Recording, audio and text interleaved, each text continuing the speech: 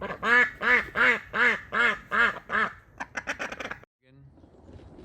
this is Sabi in Oregon on a late November day. This is our duck enclosure back here with the duck house inside of there. Today I'm going to give you a tour. In this video I'm going to show you first the duck house and then the duck enclosure, just basically our system of how we keep our ducks safe at night.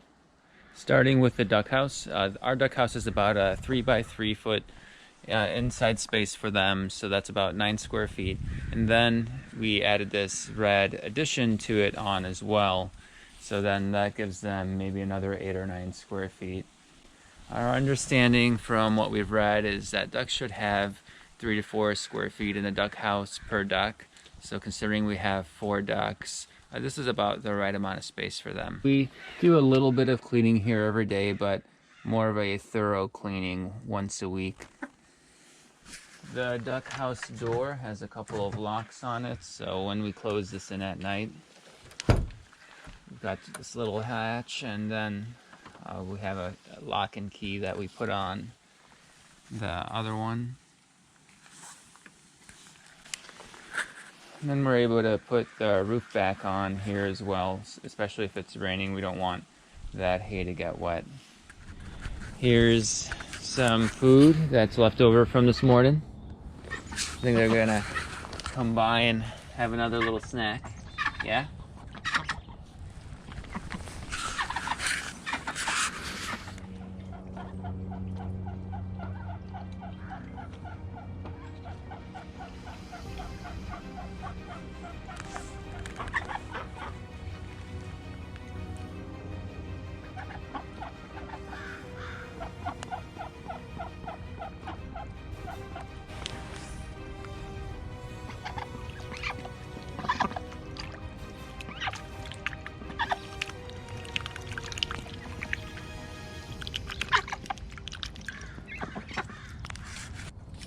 We took those tomatoes out of the freezer recently because, as you can imagine, here in Oregon, it's not tomato season anymore.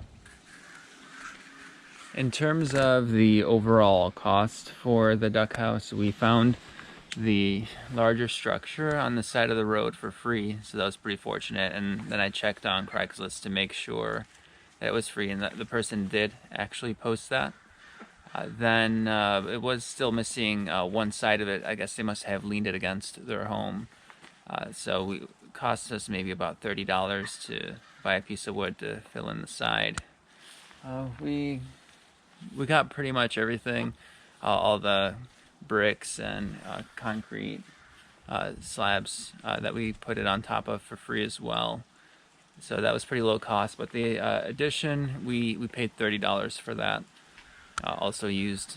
So overall, like, we were fortunate to have this duck house for under $100. As we go out of the duck house into the enclosure, you see that we have this area for the ducks to walk in with 2 very nice regular sized doors.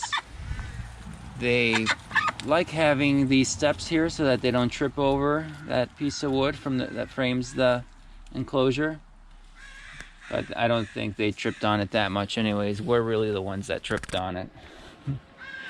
So the doors I found on Craigslist also, $25 for these 2 old doors, which look kind of nice and rustic. We needed to do a little bit of repair on it.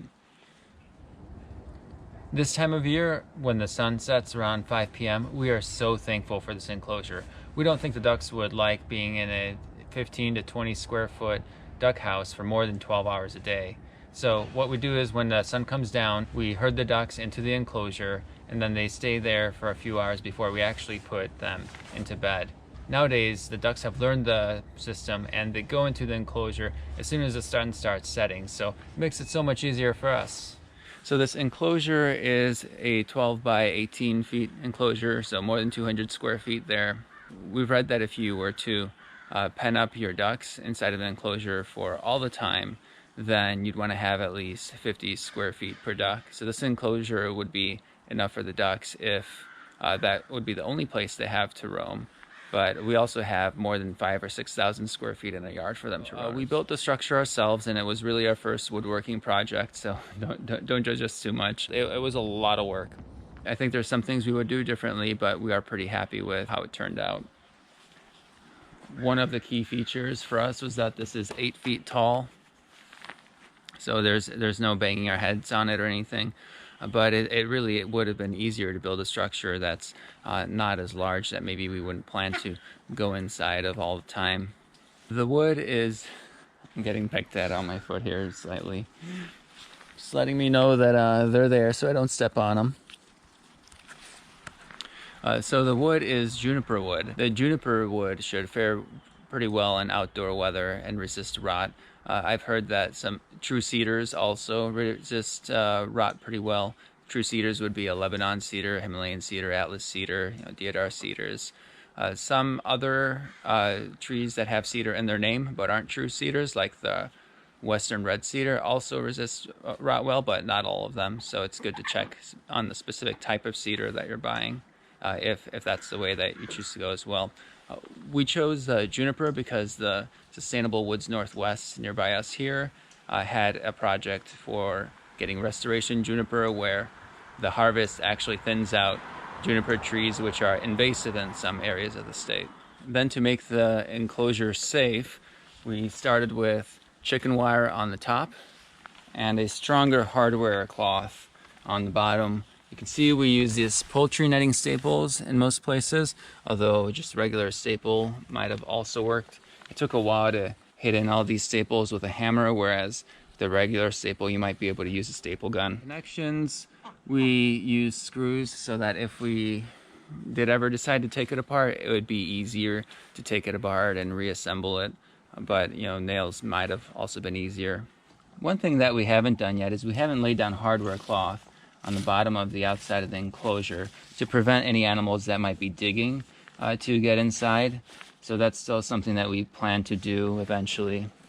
And as you can see, we have some extra lumber pieces laying around here.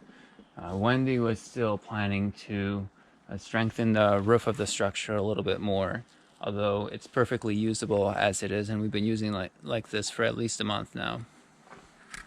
Another thing that we're still working on with the enclosure, particularly the doors, is how to lock it up at night. As you'll see me show you here in a second, we haven't actually attached a lock on it that works really well yet, so we have a bungee cord and chain system to really keep it tight and closed when it becomes more windy.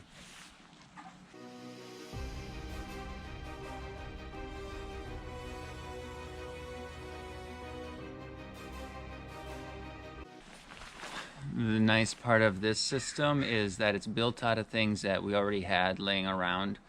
So we already had the bungee cords and the chain from other projects, but also it's nice to use what you already have, because then you don't end up buying something that you're not really that happy with, and you can spend more time to really understand what would fit this perfectly while you already have a working solution in place. One of the other reasons that we wanted the enclosure to be as large as it is so that we can keep kiddie pools in there for the ducks. While ducks don't have to have a swimming area, we find that our ducks really love the water, and we want our ducks to be able to be ducks.